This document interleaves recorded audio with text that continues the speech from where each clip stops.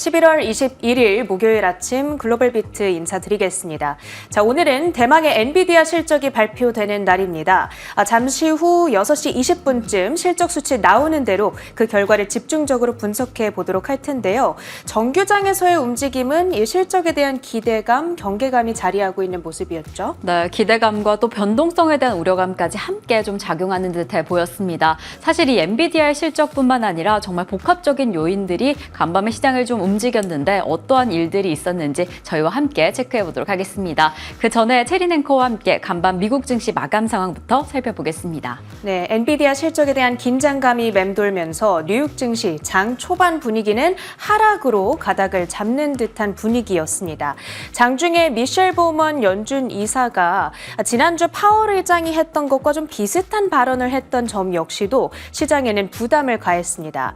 파월 의장이 지난주에 이 금리나 서두를 필요 없다 하면서 속도 조절을 암시했던 바가 있었죠. 오늘 미셸 보먼도 비슷했는데 다만 다른 점이 있다면 인플레이션 진전이 stalled, 그러니까 멎어가고 있다면서 물가 안정에 대한 우려감을 조금 더 강하게 내비쳤습니다. 그러자 국채 금리가 오르고 고금리에 민감한 빅테크주들 중심의 매물 출회가 나타났습니다. 그래도 다우와 S&P 500 지수는 상승, 보합 정도의 수준에서 거래를 마치는 모습이고요. 나스닥 지수만이 0.1% 마이너스권에서 오늘장 거래를 마칩니다. 히트맵을 열어서 전반적인 섹터와 종목별 분위기 확인해 보시죠.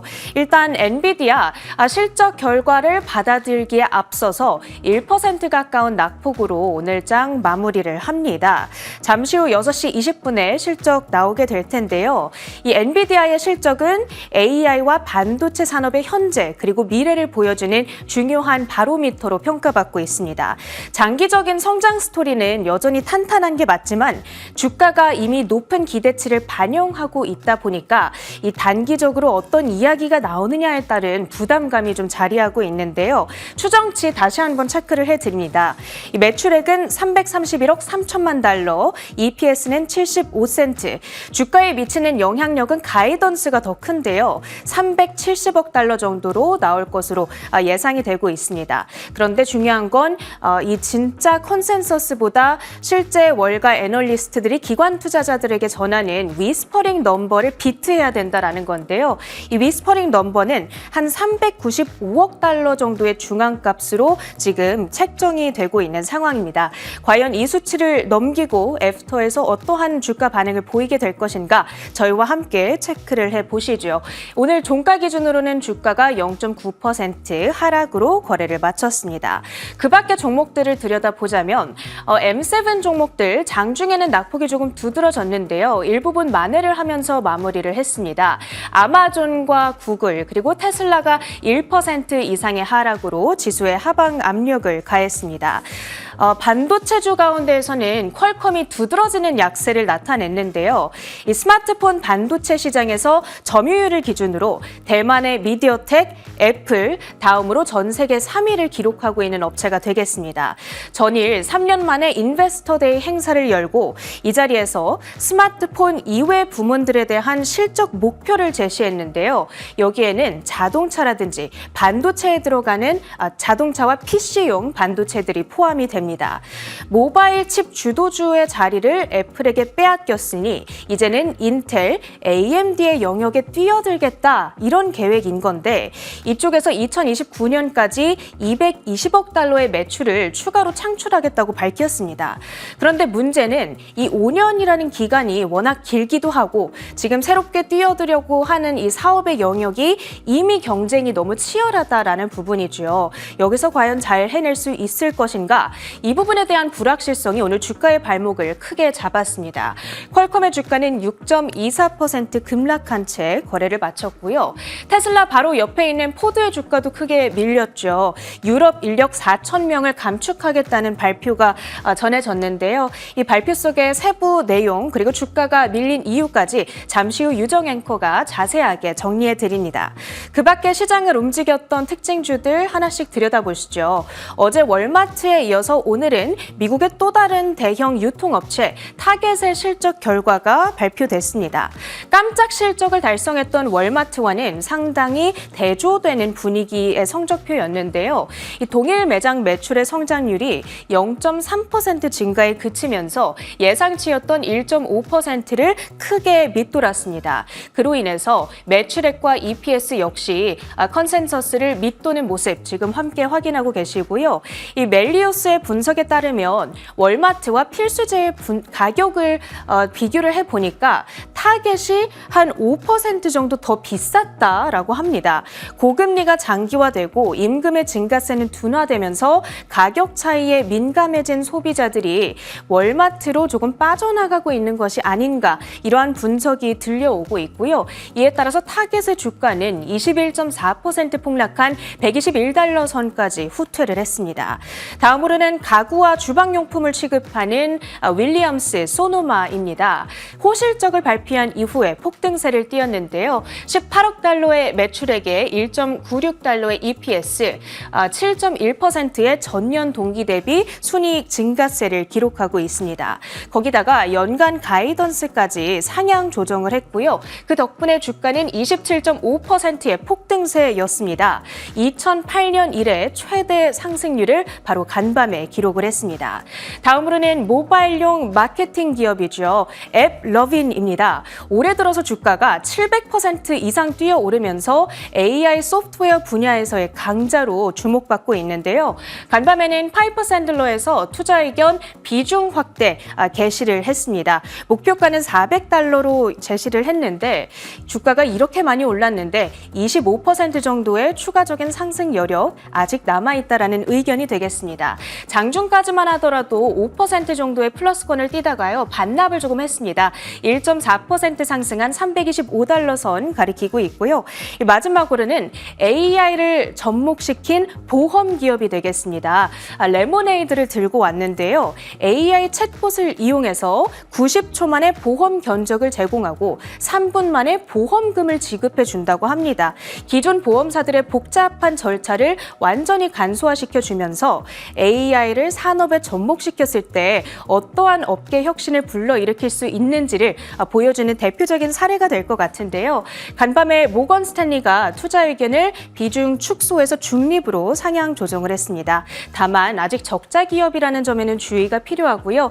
2027년쯤 흑자 전환이 기대된다는 점 체크가 필요합니다. 주가는 16.1% 뛰어오른 46.6달러 선 가리키고 있고요. 이렇게 특징주 마무리하고 주요 외신 헤드라인 이어갑니다. 네, 글로벌 헤드라인입니다. 이제 정말 잠시 후면 엔비디아가 성적을 공개합니다. 시장이 어떠한 성적을 나오게 될 것인가를 좀 긴장하고 있는데요. 지금 이 엔비디아의 실적만큼이나 또 궁금해하고 기다리고 있는 것이 금리 인하에 대한 기조입니다. 이 지난주 파월 의장의 발언이 있었던 만큼 이번 주 어떤 발언들이 쏟아졌는지 함께 체크해 보도록 하겠습니다. 20일 미국 뉴욕 시장은 엔비디아의 실적 발표를 앞두고 관망하는 모습을 보였습니다. 엔비디아 실적에 대한 기대감과 경계감이 혼재된 가운데 러시아와 우크라이나, 러시아 간의 긴장이 고조되는 것도 하락에 영향을 미쳤습니다. 또한 연준 위원들의 발언은 금리 인하 기조의 방향성을 제시했습니다.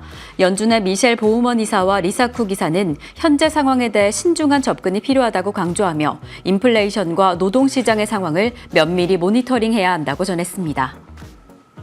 네, 이제 정말 10분 후면 실적이 공개가 됩니다. 그리고 7시경부터 어닝콜이 시작이 되는데요. 지금 이러한 실적 발표를 앞두고 변동성에 대한 우려감에 소폭 흔들리는 듯한 모습을 보였습니다. 어제는 상승했는데 오늘 그 상승폭을 반납하긴 했습니다. 하지만 지금 비저블 알파의 리포트에 따르면 애널리스트들 한 23명 가운데 22명이 여전히 긍정적으로 강력한 매수 의견을 내놓고 있다라는 통계가 나왔습니다. 그리고 나머지 1명은 보유 의견을 내놓은 건데요.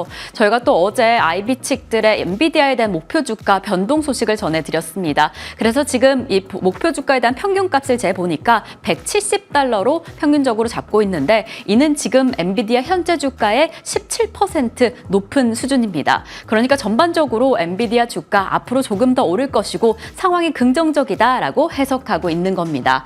그래서 지금 이 시점에서 약 10분 후의 실적은 어떻게 나올까? 역시나 매출과 순이익 전년 동기 대비 80% 이상 증가할 것이다 라고 보고 있습니다. 정말 이 기대치에 충족시켜줄 수 있을지 저희와 함께 체크해 보시면 좋을 것 같고, 단연 어제 말씀드린 바와 같이 블랙웨이 칩의 수요가 어떻게 되는지, 특히나 또 세부 사항에서는 데이터 센터발 매출이 아주 중요할 것으로 보여집니다. 지난 2분기 실적을 통해서 데이터 센터발 매출이 이 주가와 실적을 강력하게 견인한 바가 있는 만큼 이번에 매출이 어떻게 나올지도 체크해 보시면 좋을 것 같습니다. 자, 이렇게 엔비디아의 실적만큼이나 이번 주 금리 인하 기조가 어떻게 이어질까 연준 의원들의 입에 집중하고 있습니다. 아무래도 지난주 14일에 파월 의장이 금리 인하 속도를 좀 조절할 여지가 있다라고 밝히면서 과연 이 금리 인하 기조를 어떻게 이어갈까 참 궁금해하고 있었는데요. 지금 미셸 보우먼 연준 이사와 리사 쿡 연준 이사는 공통적으로 지금 좀 신중한 접근이 필요하다라고 이야기를 했습니다. 인플레이션이라던가 고용 지표에 조금 더 집중하면서 여러 가지 데이터를 고려해 봐야 한다라고 이야기를 했고요. 하지만 조금 다른 측면이다라고 한다면 미셸 보우먼 연준 의사는 조금 더 신중한 의견을 냈습니다. 아무래도 지난 9월에 B컷에 대해서 유일하게 반대 의견을 내놓은 의원인 만큼 지금 조금 더 천천히 가야 한다라는 이야기를 내놓은 건데요. 특히나 지금 중립금리가 팬데믹 시기보다 더 높기 때문에 지금 중립금리 더 높아질 가능성, 인플레이션이 여전히 좀 높은 수준에서 정체되어 있을 가능성도 언급하기도 했습니다. 하지만 리사 쿡 연준 의사는 지금 금리 중립 수준으로 낮아질 가능성은 높다라고 이야기를 했습니다. 그리고 특히나 지금 이 경제 자체에 잠재 성장력에 조금 더 집중을 했는데요. 특히나 인공지능이 지금 시장을 강력하게 견인함으로써 시장이 또 크게 성장할 수도 있다라는 이야기를 했습니다. 그래서 지금 이 시점에서 노동과 인플레이션이 좀 높은 우려 사항인 것은 맞지만 이렇게 여러 가지 요소들을 체크해 보면서 금리 인하 기조를 체크해 봐야 될 것 같은데, 사실 지난주에 비해서 이번 주 금리 동결의 가능성이 조금 더 높아졌습니다. 오전 5시 기준으로 패드워치에 따르면 금리 동결 가능성이 44.5, 25bp 인하 가능성이 55%입니다. 여전히 25bp 인하 가능성이 높기는 하지만 지금 격차가 상당히 줄었다는 점, 앞으로 어떤 방향성을 띄어가게 될지 계속 좀 주목해 보시면 좋을 것 같습니다. 자, 저희는 두 번째 헤드라인으로 넘어가 보겠습니다. 또 간밤에 증시에 영향을 미쳤던 여러 가지 요인 가운데 가장 중요한 실적이 바로 타겟이었습니다. 생각보다 더 좋지 않은 실적을 공개하면서 장중에 20% 넘는 낙폭을 보이기도 했는데 어떠한 내용일지 자세히 살펴보도록 하겠습니다. 미국 대형 유통업체 타겟은 3분기 실적 발표에서 동일 매장 매출이 전년 동기 대비 0.3% 증가했다고 밝혔습니다. 이는 전문가 예상 증가율이었던 1.5%에 크게 못 미치는 수준입니다. 그리고 연내 실적 전망치도 하향 조정했습니다. 타겟은 최근 자체 브랜드 상품을 강화하고 할인 상품을 늘리는 등 공격적인 판매 전략을 펼쳐왔지만 소비자들의 지갑을 여는 데는 실패했다는 평가를 받고 있습니다. 네, 아무래도 미국 소비의 전반적인 건전성을 파악하는데 이렇게 소매 판매 기업들의 실적을 좀 중요시하고 있습니다. 그렇기 때문에 어제 이어서 오늘까지 발표된 월마트, 타깃의 실적에 좀 주목을 했는데요. 월마트는 기대 이상의 성적을 보이면서 주가의 견인도 확인이 된 반면에 월마트는 말 그대로 어닝 쇼크, 이로 인해서 지금 전망치까지 하향 조정된 상황입니다. 이에 브라이언 CEO는 단기적인 역풍에 맞은 것이다. 지금 거시적인 경제 환경이 좋지 않기 때문에 우리 기업이 지금 안 좋은 성적을 받은 것이지 이내 흐름이 바뀔 것이다. 우리는 극복해낼 것이다 라는 이야기를 하기는 했습니다. 하지만 지금 이 시점에서 조금 더 주목하실 부분은요. 이렇게 두 기업의 성적이 완전히 달랐다는 점입니다. 그러니까 월마트의 좋은 성적이 이 소비 시장을 전반적으로 좋게 설명하지는 못한다. 그러니까 개별적인 이슈로 오른 것이다 라고 해석이 되고 있고요. 이렇게 표정이 달랐다는 것 그 자체가 지금 미국 경기 전망에 대한 불확실성이 더 고조되는 것 아니냐라는 우려감을 더 더한 상황입니다. 사실 지금 소매 판매에 대한 좀 전망이 다르죠. 이 월가에서는 민간 소비 둔화가 될 것이다. 아무래도 금리도 너무 높았고 인플레이션 상황까지 고려해보면 소비가 좋을 수가 없다라는 전망을 내놓은 상황인데, 사실 지난주 공개가 된 10월 소매 판매에 따르면 0.4%가량 소비가 증가하면서 시장 예상치를 상회하기도 했습니다. 이렇게 표정이 좀 다를 때는 지금 소매 판매에 대해서, 소비에 대해서 어떻다 있다 이렇게 단언하기가 좀 어려워 보입니다. 그렇기 때문에 조금 더 여러 가지 지표를 주목해 보셔야 할 것 같은데요. 지금 우선적으로 연말이 다가오면서 이 대목이다라고 불리우는 연말 휴가 시즌에도 좀 체크를 해 보셔야 될 것 같습니다. 아무래도 이럴 때는 대형 온라인 이 플랫폼에서 앞으로 어떻게 좀 성장세를 이어갈까가 좀 주목이 되는데요. 아무래도 소비 대목을 앞두고 대형 온라인 상거래 기업들은 좀 기대가 됩니다. 특히나 미국 시장 내에, 북미 시장 내에 기업들은 주가가 오를 것이다라는 기대감이 있는데요. 아마존도 그 전체 파이는 좀 줄어들긴 했지만 전년 동기 대비 매출이 증가할 것이다라는 전망이 나오고 있습니다. 그렇기 때문에 지금 미국 소비 견조할 수도 있다라는 긍정적인 전망이 계속해서 더해지고 있습니다. 여기서 조금 더 체크해 볼 부분은요. 미국에 비해서 중국과 같은 신흥 경제국들이 조금 더 힘든 상황이다라는 이야기가 나오고 있습니다. 지금 기업들의 주가만 봐도 광군제를 겪은 알리바바와 징둥닷컴이 이번 달에만 해도 10% 넘는 주가의 낙폭을 보였습니다. 그렇기 때문에 지금 미국 시장의 소비 둔화보다 이 경기, 중국 시장의 중국 시장의 이 소비 둔화를 조금 더 주목해 보시면 좋을 것 같고요. 조만간 중국 시장 내에서도 통화 정책 추가 완화를 할 수도 있다라는 시각도 나오고 있습니다. 저희는 계속 이어서 세 번째 헤드라인 넘어가 보겠습니다. 참 요즘 전기차 시장의 흐름이 좋지가 않습니다. 전기차 캐즘도 해소되지 않고 있고 이제 트럼프 정권을 앞두고 이 IRA가 폐지되면 조금 더 어려워질 수도 있다라는 이야기가 나오고 있는데 이에 포드는 연이어 감원을 결정했습니다. 어떠한 내용일지 자세히 살펴보도록 하겠습니다. 미국 자동차 업체 포드가 유럽에서 오는 2027년 말까지 4,000명을 추가 감원합니다. 또한 독일 쾰른 공장에서 익스플로러와 카프리 모델 생산량도 줄이겠다고 밝혔습니다. 지금 전기차 캐즘 현상과 도널드 트럼프 당선인이 IRA에 근거해 최대 7,500달러에 해당하는 세액 공제 혜택 폐지를 검토하고 있어 전기차 업계의 어려움이 더욱 가중될 수도 있다는 전망이 나오고 있습니다. 네, 정말 전기차, 특히나 이 글로벌 완성차 업체에서 감원 소식이 계속해서 이어지고 있습니다. 저희가 이번 달에만 해도 리비안 그리고 제너럴 모터스의 감원 소식을 전달해 드렸는데 이번에서 포드에서 또 한 번 감원을 결정한 겁니다. 사실 포드만 해도 지난해 초에 4,000명 가까이 감원을 했는데 벌써 이번 달에 다시 한번 감원을 결정하면서 전체 인원의 14%가량을 더 줄이겠다라는 이야기를 한 겁니다. 그리고 올해 들어서 이 포드 자체만 살펴봐도 유럽 시장 내에서 전년 동기 대비 14%가량의 판매량이 줄어든 바가 있는데요. 참 이렇게 전기차 시장 내에서 쉽지 않은 흐름이 이어지고 있구나라고 확인이 됩니다. 이 캐즘 현상이 해소되지 않은 상황이고 이 안에서 가장 큰 챌린지다라고 꼽히고 있는 게 중국 전기차 업체와의 가격 경쟁이 심합니다. 지금 이러한 측면에서 전기차 시장 어떻게 바라보면 좋을지 조금 더 살펴보려고 하는데 지금 바로 엔비디아 3분기 실적이 공개가 됐습니다. 매출 351억 원 그리고 EPS는 0.81달러로 지금 시장의 예상치를 상회하는 수준인데요. 기대감을 가지고 이번 실적을 기다렸는데 이렇게 시장의 예상치를 상회했다는 부분 이제 시장이 어떻게 반응할지 오늘 우리 국내 반도체 기업까지 함께 지켜보면 좋을 것 같습니다. 자, 그럼 저희는 계속 이어서 전기차 시장 이야기 이어가도록 하겠습니다. 이렇게 글로벌 전기차 시장의 흐름은 좋지 않은데 이 중국의 경쟁력은 계속해서 커지고 있습니다. 그래서 지금 이렇게 전체 파일을 살펴보면 사실 전기차 마켓 자체가 늘어나는 게 아니냐라고 보이는데 중국의 판매량만 늘어나고 있습니다. 그에 따라서 다른 기업들은 조금씩, 다른 국가들은 조금씩 위축되는 듯한 흐름을 보이고 있는데요.